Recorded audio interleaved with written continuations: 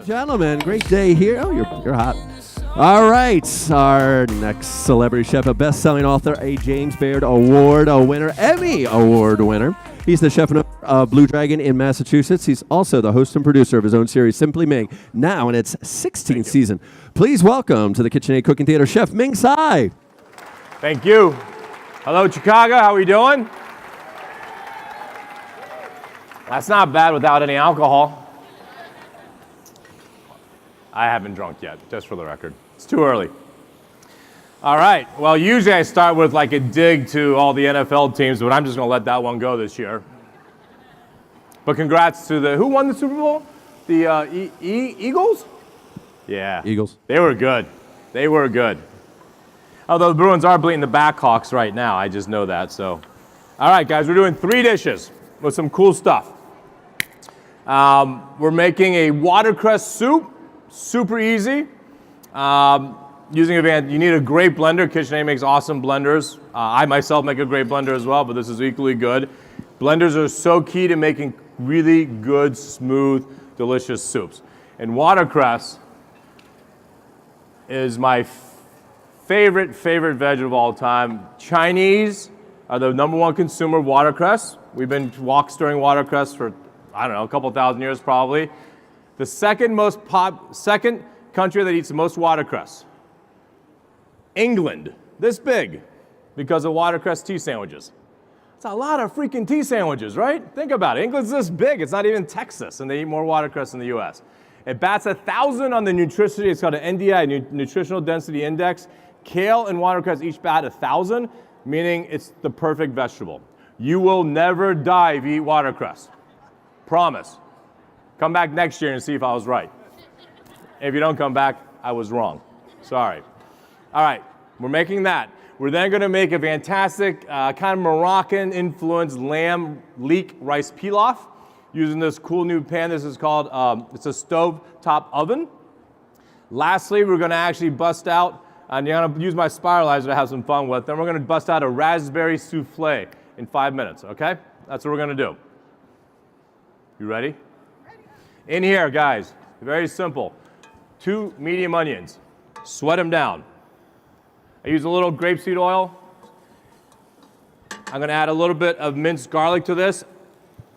That's like 2 tablespoons. So a lot of onion and garlic, a lot of allium family. You need that to make soups taste good. All right? Really sweat it down. I seasoned it once. I'll season it a second time. Get a little pepper. Then store-bought chicken stock. It's perfectly fine, guys. I mean, for those who makes chicken stock at home? Really? How often? Not very. Okay, Thanksgiving, that doesn't count. How often? Twice a month? You freeze it. All right. Hats off. That's admirable. I make double chicken stock. So whenever I eat a whole roasted chicken or a whole turkey, any bird, bones go in, mirepoix, carrots, celery, onions. Then I take unsalted chicken stock out of the UHTs. I put that in instead of water to make a chicken stock. It's called a supreme chicken stock in Chinese cooking. A double chicken stock. That much better. All right, so here we have, this is store-bought. I buy the unsalted so I can add my own salt, right? It's much better to have your own control on salt, in my opinion. All right, so now we really want to bring this to a simmer. Reduce it by about 15-20% to just build up the flavors.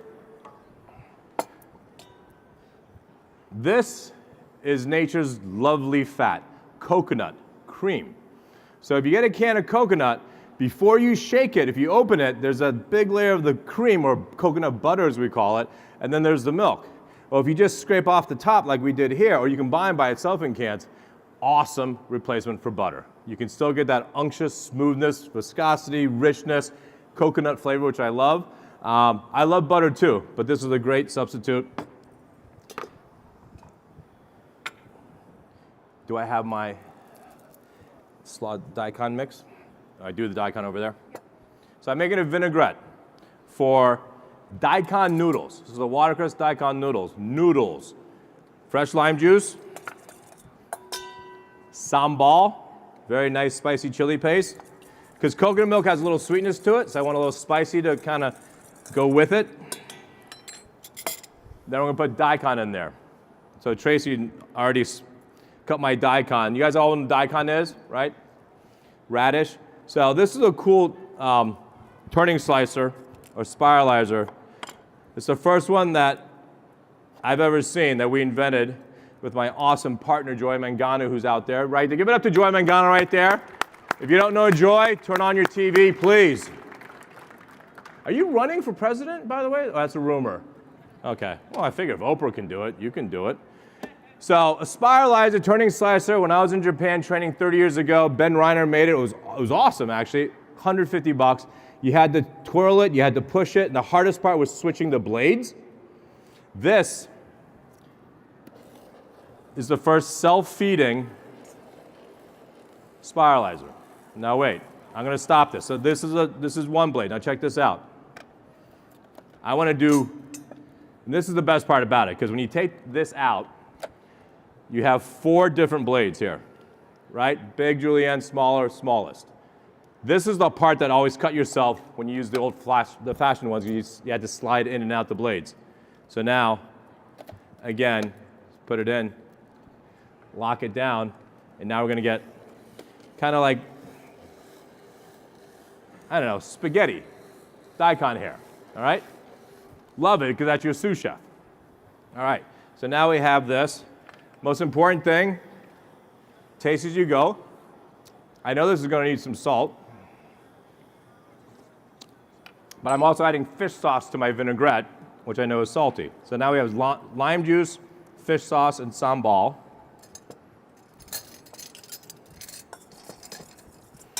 And a little bit of oil. And you see how the thing stopped itself? Isn't that cool? I mean, my kids love it. We put in cucumbers, we put in carrots, we put in potatoes, we make potato chips, potato hair. It's an awesome little machine. All right, perfect. So now we have our daikon. This is gonna be our garnish for our soup. I'm actually just gonna put it right in the vinaigrette and let it soak up. Okay? Now the soup. What you wanna do, and this is hard because it's hot liquid going into a blender, right? So believe it or not, you put the blender on low and you can add your liquid in hot, but it has to be on low because if it's on high, it'll go everywhere, all right? So take your time. The problem is if you fill a blender all the way up and cover it and it's steaming hot, the top can blow off and you can really hurt yourself, all right? So now I turned it off. I can't turn it back on without the cover, but I don't have much in there. So at a minimum, this is why all blenders have this top. At a minimum, let the air out. I like to do this just to make sure to let all the air out, right? Because if it pops up, it can get you, all right? So now I can go harder. All right, so now I want to add some more of this awesome, I have a ladle here.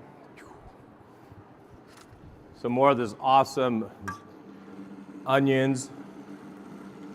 I just need to make this closer for me.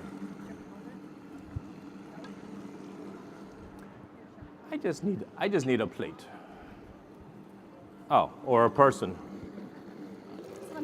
So, I bet you a person costs more than a plate.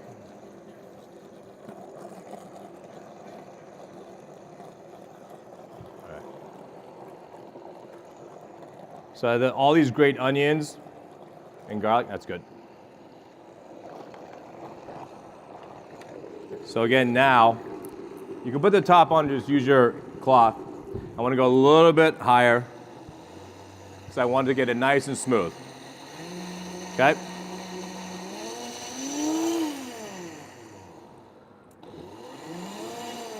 Then, watercress. Check this out. Handfuls of watercress. And it starts to turn green because there's so much delicious chlorophyll in watercress.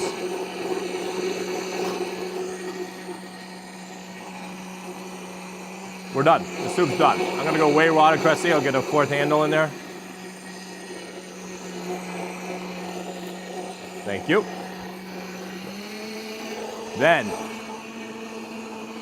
clean spoon. Coconut. So this would be butter or coconut. We're doing coconut.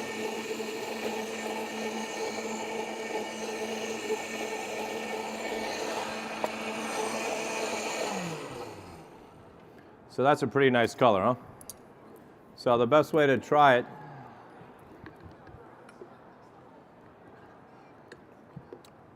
we do the 2-spoon. A lot of chefs do, right? Because you can't double dip, but I can triple dip my own spoon. I just can't double dip this one. Shit, that's pretty good. Oh, oops. This is on. Thank you. I'm gonna add just a little bit more coconut butter.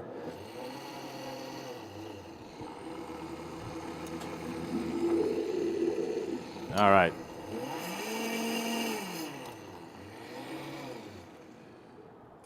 I love this. So we have this Daikon salad. Plate it up right here in front of you. I love spicy and sweet. I love hot and cold. So here are those cold Daikon noodles, right? So like a noodle soup, if you would, but gluten-free. More importantly, I'm not doing this to be gluten-free. I'm doing this because Daikon is so delicious. Look at this color.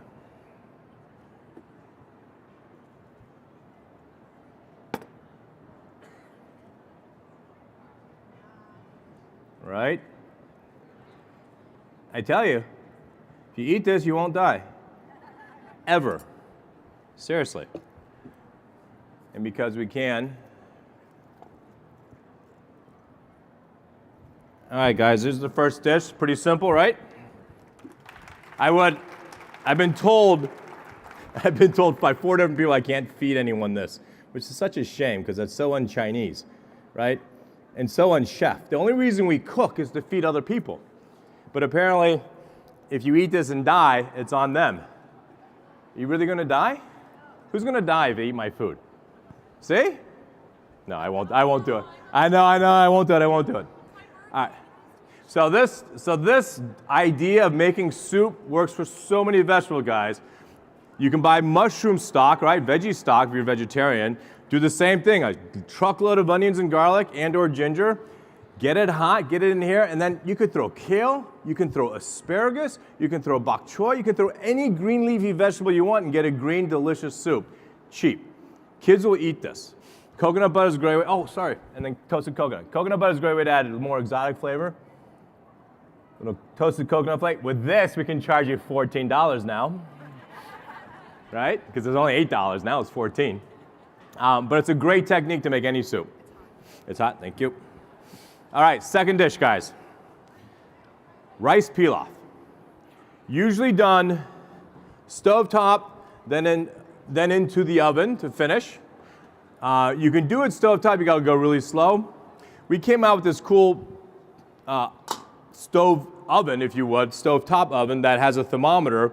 I want pilaf to be in a 350-degree oven. So once I get it going, I'm gonna get it to 350 on this temperature gauge. I can do it completely on the stove all the way through, all right? We'll start with a little oil. Lamb is my protein of choice here, guys. You can do beef, you can do pork, you can do chicken, you can do any of those. A little garlic, ginger. I like organic lamb. If you're gonna cook, I say spend the extra money buying organic pork, organic chicken, organic lamb. It just tastes better. It is more expensive, but I think the new trend, which I like a lot, is eat better, eat less, right?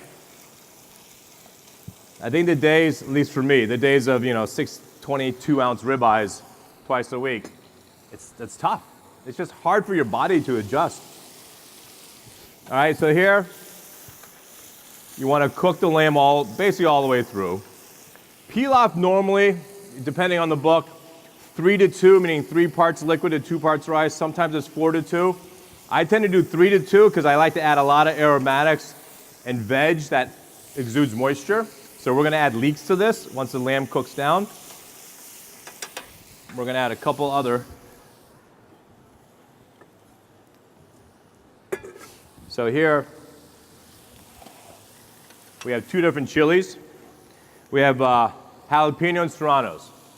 So for those that don't like your brother-in-law or father-in-law, do the pepper eating contest with them. Say, hey, Tom, do this. You take the first bite.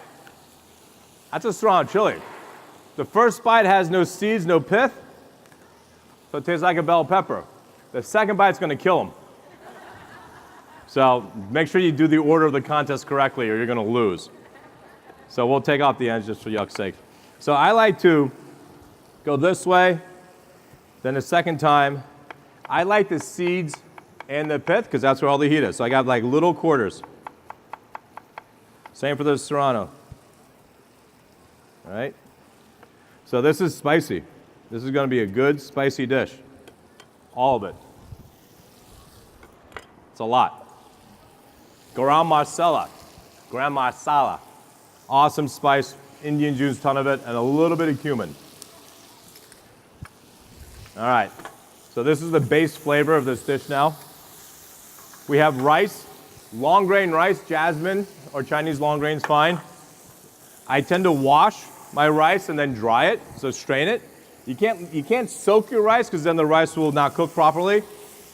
And quite often in risottos and pilafs, the recipe says don't wash your rice because they want it to get nutty and get caramelized. I have an issue with that, especially with rices from Asia, if rices is a word. Rice from Asia. Is rices a word? Yeah? Okay. I believe you.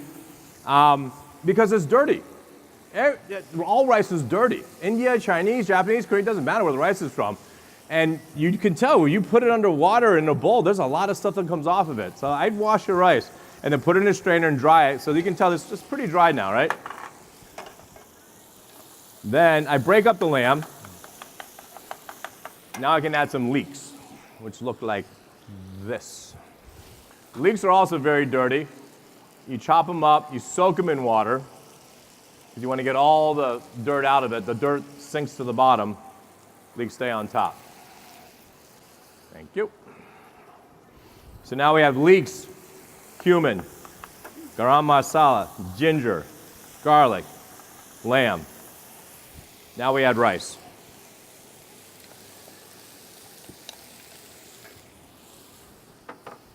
So that's 2 cups of rice.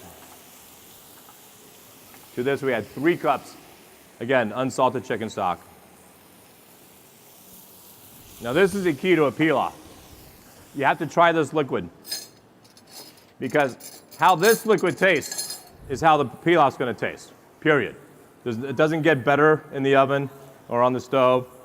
You have to make sure this tastes good.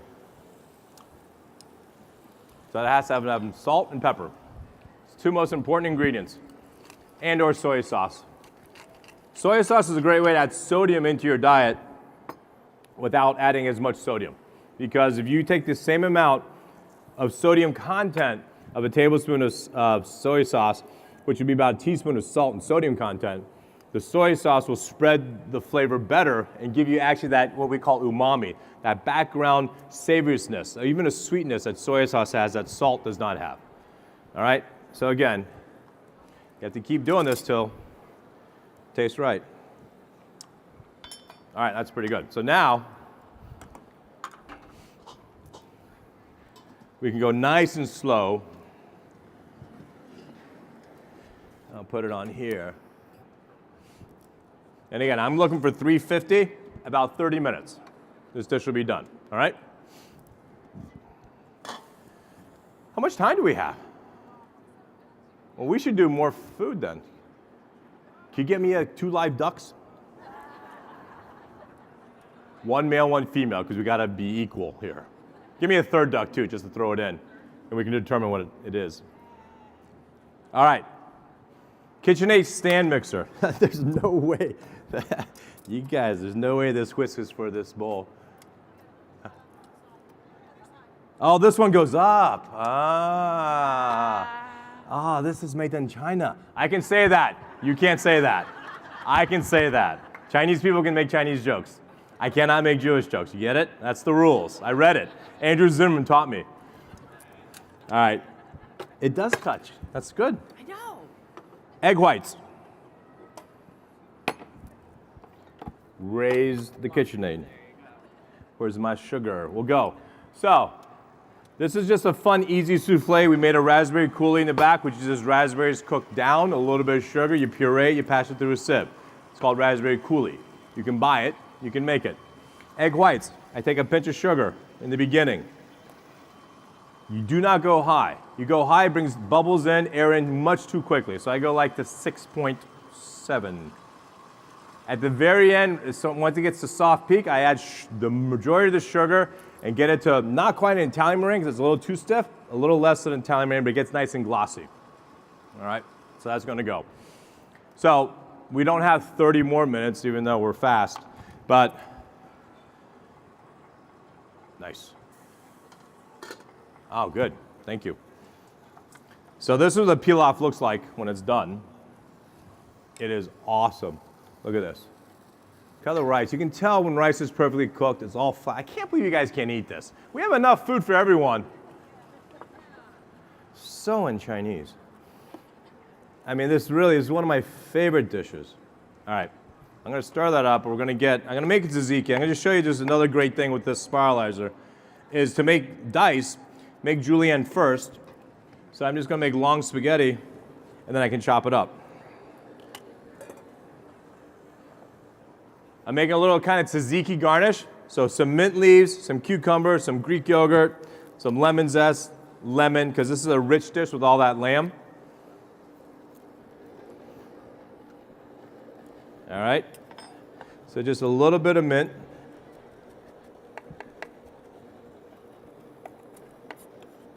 Into a bowl. We have lemon zest. We have freshly minced ginger. We add just a little bit of garlic. We have some non-fat Greek yogurt, or full fat. Actually, this may be full fat. That's full fat, that's even better. Then we'll take our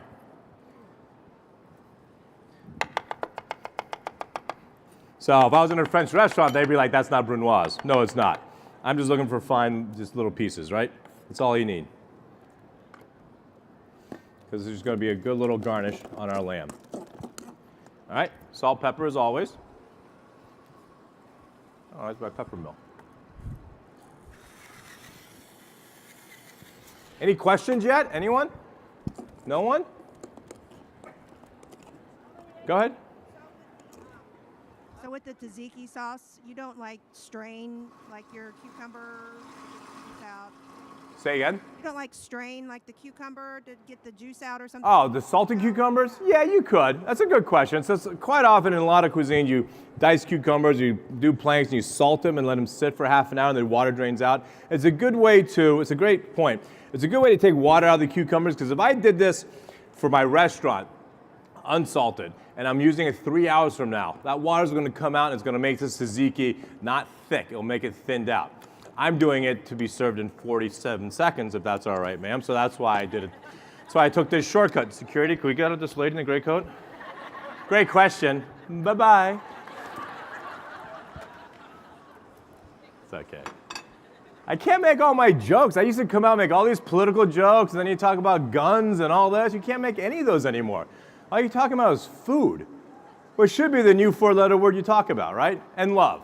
Love is love, and more love is love. And by the way, to the International Women's Day, which was yesterday, well done, you women. We wouldn't be here. We wouldn't be here. I honor my mom. She is the biggest pain in the ass. I mean, no, she's the most lovely person ever. Question. How many egg whites did you put in the bowl? 5, 6. 6 small chickens. Smart chickens. We don't do dumb chickens. All right, so I'm just going to do a little serving of pilaf, which no one gets to eat. Maybe if Rick Bayless was here, he could eat it. Who can eat this? That's legal. You can eat it. Tracy can eat it, but Tracy works with me. That's not a I want an unbiased opinion. Leek is a great tester. Seriously, Blake, come here, eat this. Seriously, eat it. This is ridiculous. Here, right there, sir. I'm going to eat it. Not that the food back there is not good. They're actually cooking up a storm. There's lamb in this, right? Just make sure you know that. All right, maybe someone else can come. Look, I'm not allowed to serve you, but if someone comes up here and steals it. I'm not allowed to pack. Yeah. That's good. That's good, really? Yeah. You're not just saying that because you're paid? No, you're not paying me. I'm not paying you. Good point. Yeah, try that. Good. All right, you see the... That's good too, right? Right, the watercress is so good. I don't pay him, promise. Okay. Thanks, Blake. So look, you see the... There you go. She's smart. So you can see the lines. So I'm going to add the majority of the sugar. Now I turn it on high just to get it Italian meringue. I didn't do it. I did nothing. I'm not offering. She really is going to get kicked out now. Now you see how it's now getting stiff? I don't even know why it's called Italian meringue. Did the Italians invent it versus the French?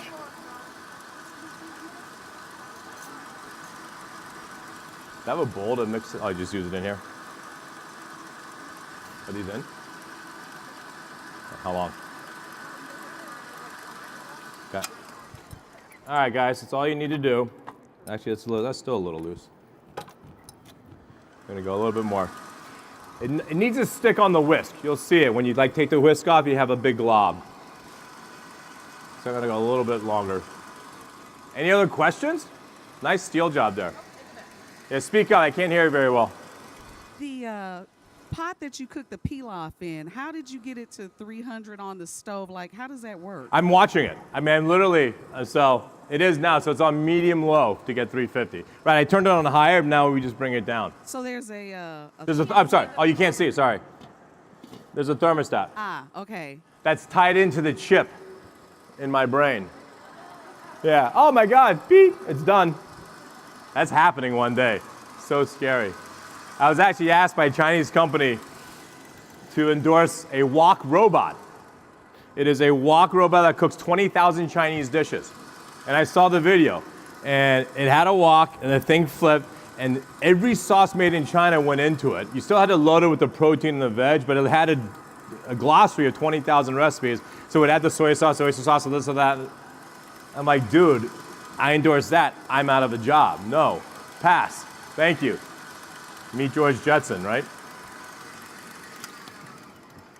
Please. Sir, you may rise. Please, it's okay. I appreciate that, though. What 6 pieces of equipment, smallware-wise, would you recommend everybody has in their kitchen? Yeah, please. Say again? What? Thank you. 6? 6 pieces of equipment, smallwares? Yeah. Well, you have to have a good knife, right? So I love these knives. These are ceramic. I've been using ceramic knives for 20 years. A sharp knife is your best friend. But if you have a good knife, and there's a lot of great knives in this room, you need a good board. I love bamboo. I love all wood. Maple and oak are great. They're beautiful. They're not sustainable. An acre of oak trees, whack them down, takes 10 years for them to grow back. You whack down an acre of bamboo, 1 year. It's harder. It grows like grass because it is a grass. It's a weed, bamboo. Every scaffolding in Asia is made from bamboo, not those heavy steel things that we have. And it actually has a microbial property in bamboo that's good to keep away bacteria. Great pot and pan. I agree with Rick Bailey. She said a 12-inch. A 12-inch is a great size. I like this size, this shape. This is more wokish, if you will, because you can flip food. I think it's imperative. A really good peeler, right? Unless you're Morimoto-san, most people can't peel with a knife, right? He does, but none of us. So a good peeler is imperative. That's 5, right? That's the last one. I think a good, go ahead. Show these before Yeah, they fall. sorry. A good mixer. Mixer and blender, I'll make it both.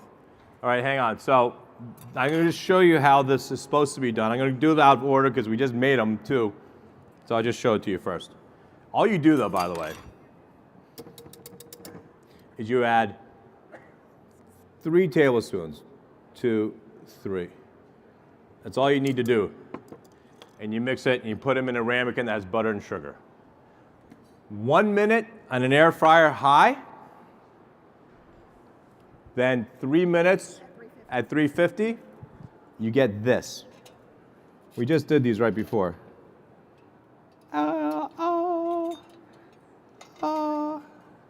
Look Look at that baby.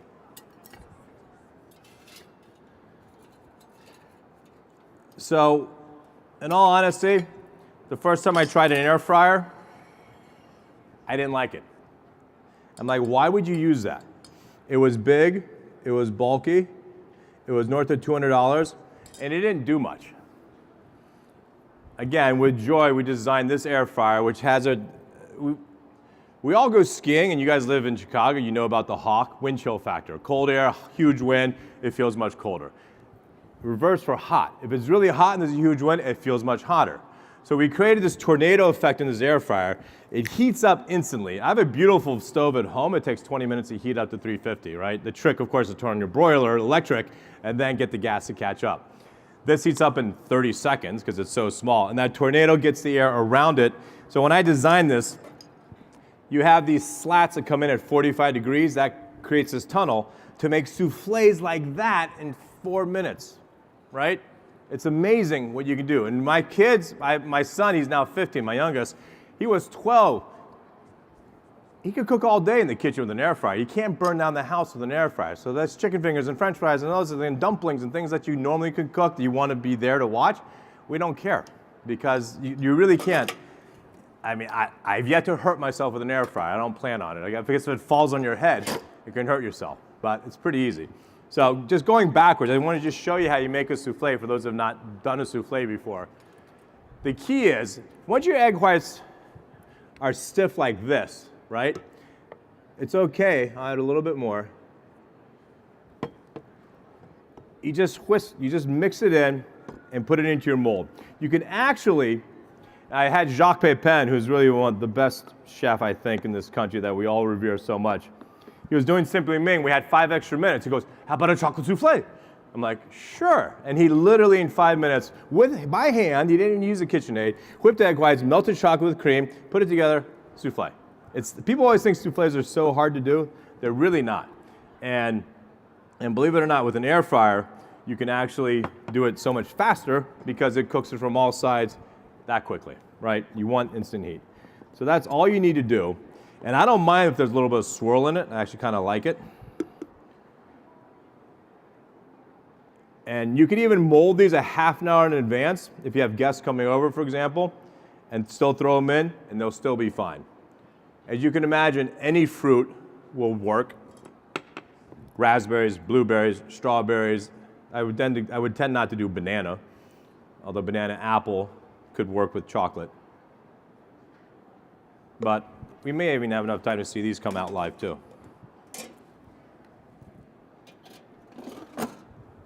Two buttons.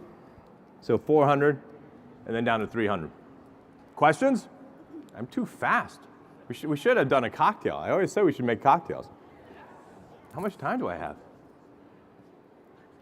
13 minutes. All right, these two rabbis walked into a Chinese restaurant. Joachim? No, I was just kidding. No other question, really? All right, we'll do more. No questions? Miss. So Chinese cuisine, I'm not Chinese cuisine, right? familiar with it other than what I've seen you doing on television. Where should we be looking for the new chefs who are doing the best Chinese cuisine? China. Can we have any other questions, please? So some of the best Chinese food in America, for example? Because China does have the best Chinese food. But you have to know where to go. Who's been to China? Anyone that works Housewares probably goes to China. If you go to where they take you and everyone else there is Caucasian, they took you to the Caucasian Chinese restaurant. You don't want to be there. As a matter of fact, the best restaurants in China are now illegal because they're all in people's homes. So you got to find your buyer or your Chinese person who must know the person that knows someone in Hong Kong, Shanghai, or Beijing that has their restaurant in their home. And they only do 8 or 10 or 12 people a night. It's completely underground, right? It's all through social media. And you can find out where this pop-up is happening. That's the best Chinese food. Here, my favorites currently, Danny Bowen at Mission Chinese. He has Mission in San Francisco. He has a Mission in New York City. Awesome, spicy Sichuan-style food. I mean, David Chang is Korean, right? But he does a lot of Asian influenced food as well. Susur Lee in Toronto. Susur Lee is Hong Kong, trained in Paris. Fantastic Chinese chef. He's in Toronto. His restaurant's called Lee's. And I like all Chinatowns. I mean, I'll go to Little Italy in New York. I'll go to Chinatown in San Francisco, which I think is the best, followed by New York. Boston's Chinatown is coming up, finally. There's only like 5 Chinatowns in the US. Yeah, I think, I mean, I still like the authentic. And then, of course, my friend who just opened, and I hear he's doing well, is Da Dong. Da means big, Dong's his last name. He's a gigantic Chinese chef. And I'm like, holy shit, you are Da. I mean, I taped with him in Beijing at his Peking duck restaurant called Da Dong. And it's unbelievable, delicious, perfect Peking duck. And he also just opened up in New York. And the one last sort of chain is Hakkasan. Hakkasan's based out of London, used to be Alan Yao. There's one at the Fontainebleau in Miami. There's one in New York. Hakkasan's also really good for dim sum. So, actually a good question outside of China. Anything else? Was it good? Was it really? You're not just saying that because it was free? Well, you know, but no, it was fantastic. It was Good. really good. That hammered thing you're using on the Hammered pan? Uh-huh. You know how long it took me to hammer this freaking pan? About 20 minutes. Yeah, 20 minutes. Yeah, that's pretty good. So, who is that KitchenAid or is that yours? This stuff I've designed with Joy for HSN. So if you go to, it's easy to remember, HSN, Home Shopping Network. You can go online. If you look under Ming Tsai, you can find a lot of my stuff. Oh yeah, I happen to be on next Friday. Just in case you're really bored and your TV is on HSN, you'll see me approximately 10 p.m. Thursday night, and then 4 times Friday, approximately. Okay. Because that looks like a really cool piece of. Oh, these pans are beautiful. The one thing which I should talk to you more about is the inside, because this is ceramic coating. We call it midnight steel because you can take metal utensils. Not an issue. Don't take a knife and say, oh, no, I scraped your pan, Ming. Well, yeah, duh. Don't be an idiot, all right? So don't be an idiot. It's not easy for everyone in this country. Anyway, oh, I did say something. But normal stirring, tongs, it's fine. Which is amazing because the 2 fallacies of non-stick is you can never use metal utensils and you can never caramelize or blacken. Both are wrong. And because ceramic is so hard, it's the second hardest material in the world, next to diamond. Diamond pan be really expensive. Because it's so hard and dense, that means it conducts the heat. So it really conducts the heat evenly across. You're not gonna have any burn spots on this. And on the wok, it even goes up on the sides. And that emulates the art of wok cooking, because if you have the heat come up on the sides, that's why we had the flame on the sides. So that's the best way to emulate wok cooking without a woks. They're definitely dishwasher safe. Yeah, okay, good. That's easy. What else can I tell you? Nothing. I've never done a demo so quickly. It's crazy, right? All right, go ahead, keep asking, guys.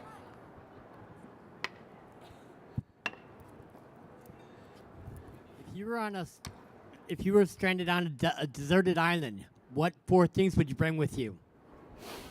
H, S, and N. iPhone 10. Fire. Desalinization plant. And a wheels up jet plane. Right? What would you have? Good bottle of wine. 1 bottle? Dude, you need to dream bigger than that. How about a vineyard? I only cook with it, so Okay. I don't drink. So. Oh, Good chef's knife okay. and good pan or skillet. Yeah. And a lot of chicken or something. Well, I figured there's livestock, there's birds running around. There's always gonna be a pigeon or something. So here's the souffle we just did, guys, live. What was that, 4 minutes maybe total? Right? just like that. It actually got so high, you can see it got too tall. I got greedy. You have more powder? While we're talking about knives, since I have 3 more minutes, where's my small knife? Santuka. So, got this Santuka back, please? You only need a chef knife, and KitchenAid they make a nice one as well. That's the right size. That's what we all use often. However, you need a pairing because you have a lot of small work. The knife I use most at home is probably this little Santuka because it's small, it's easy to handle, you don't get tired. You get tired if you cook a lot, right? But it still has the full handle. The problem is when knives get smaller, sometimes the handles get smaller, but my hand doesn't get smaller, right? So even my paring knife the handle's longer than the blade because it actually still fits. But the key of a knife is this. You should be able to drop your product on your blade, and if it doesn't cut it, your blade's not sharp enough. So if your knife doesn't do that, you need new knives, all right? It's a very simple test. Sometimes it just sticks like that. That's still pretty good. But the weight of the orange, the pepper, the daikon, whatever you're dropping on your blade, it has to do that. If not, because a problem with a dull knife, and we all know this, is you're trying to get through something, and if it's dull, you slip, and that's how you catch yourself, right? So since I have minutes here, this is how you hold a knife. Thumb and a finger. I don't even need these other fingers I wanted to slice. God gave us these other fingers so they come along for the ride, right? But your grip is this. And by the way, the grip is not this either. Have a martini if you're holding your knife like this. Your knife is really soft. Anyone that plays golf, if you grip I don't even have a 3-iron. If you grip your 6-iron like this and try to hit the ball, you'll never hit it. Tennis racket, you can't grip it hard. Loose in your hands, right? The key is this hand. Because if my hand's like this, that's going to be issues. So you got to do crab's claw, right? So when I slice, and it's always a push or a pull, right? Because knives, you want the knife to do the work so you can push it through, right? My fingers are never close to the edge. My fingers are here because the blade is up and down on my knuckles. So I'd never actually have to look. Just kidding.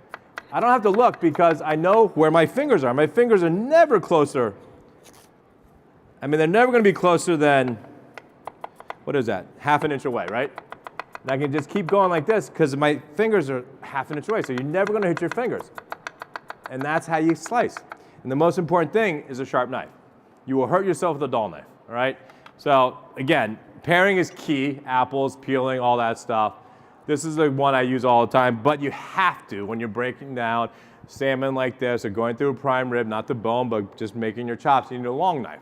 So these are, if you have to pick 3 sizes, that's all you need. And if you want to pick a material, I go ceramic. Ceramic will stay sharp for a very, very, very long time. Non-staining, no reaction. Yes, machine washer safe, but never put your knife in a washing machine because it rattles. And then it hits the side of your dish cage. And then your dish cage starts to rust and you dull your knife. Hand wash your blade, lay them down. Don't put them in the dulling. This one's better. See, KitchenAid's smart. They did this way. The old ones used to be this way. Every time you put your knife in, you dulled it. Then you dulled it again, pulling it out, right? So this is smart this way, or just lay them down in your drawer. I put them in the drawer and I put them with a sheath. Simple. What else? Oh my God, does someone have a good joke? You back there, miss. That's okay. The one with the midnight black ceramic finish, how hot can you get that? Can you get it screaming hot? You can get it screeching hot, yeah. You can go, you can go 550 in the oven, so as hot as your oven. That doesn't break down, it doesn't No, raise the gas? no. Technically on Plus can go to 850 actually. Wow. Yeah, so much better. I mean, you hear about it was the hot tamales. You remember them? Susan Finnegan and Mary Sue Milliken on Food Network. They're the great friends. They're the ones that told me about birds dying. I'm like, what? The old non-stick Teflon, if it reached over 625 degrees, the fumes coming off of it kills birds. And they actually did this test. I'm thinking, who did this test? But they did this test, and birds started dying. Because there's a very bad carcinogenic fume that comes off of old Teflon, And your pan will break 600 if you leave it on a gas on high and walk away for 10 minutes. You'll get to 800 easily. Yeah, there's no issue. But with these pans, I go medium on a gas. I go medium high max. So you don't need it more. I don't need to sear anything hotter than that. Cast iron I go all the way because it's so thick, and that can take it as well. But these don't take any seasoning. You can wipe it. You can wipe it out. I mean, I'll show you how easy they're to clean. I mean, you'll see. So, I mean, I didn't just make that up. That's just the way the rice comes out, right? And literally, this goes back in the box. We're selling it tomorrow on HSN. So, yeah, you know what? I'll put a little rice in there so you'll know. You got a real pan. But I do like it for this too, compared to a cast iron. And I don't really do pinky push-ups, right? I mean, it's a normal pinky. It's a pretty light pan for what you get out of it. I use them all the time. We use them in the restaurants too. We bang them up, and they last. But take care of them, like anything, like your children. You gotta take care of them, and just don't hit them around too much. I don't hit my kids. I'm kidding. Gotta be careful what I say these days. One's bigger than me anyway right now, so I'm not hitting him. Oh, my time's up. Oh, but I just ran out of time. So, Joy, what's your number? The booth number? Not your cell phone. The booth number. 11308. Oh, can you repeat it? Say it. Lakeside building. Lakeside? One more time? 11308. 11308. You want to see Joy Mangano and all the great stuff? I'll be over there as well. That's Lakeside, guys. Come up. No, don't come up. Sorry, you can't eat this food. But thank you. Please keep watching Simply Ming. Tune in to HSN. But I tell you, now I'm running out of time. Now I'm going to go over. I am going to tell you about one thing, though. This is so important. I wear it on my chest. Family reach. Every chef does this, and I'm so proud that I'm his chef. Jose Andres being the hero of all heroes right now. I mean, Jose, yeah, if you guys don't know what Jose has done, Jose has fed an entire country of Puerto Rico. I mean, it's the coolest moment to see a chef up on stage getting a standing ovation at the Oscars. Jose's our man. But we all do it. So Family Reach is the only national charity that financially helps families that have a kid with cancer. It's the #1 cause of personal bankruptcy. So if you have been touched by cancer, which we all have unfortunately, go to familyreach.org and you see the cool things we do. We raise a ton of money and awareness through food, which is a great way to raise money and awareness. So thank you all very much.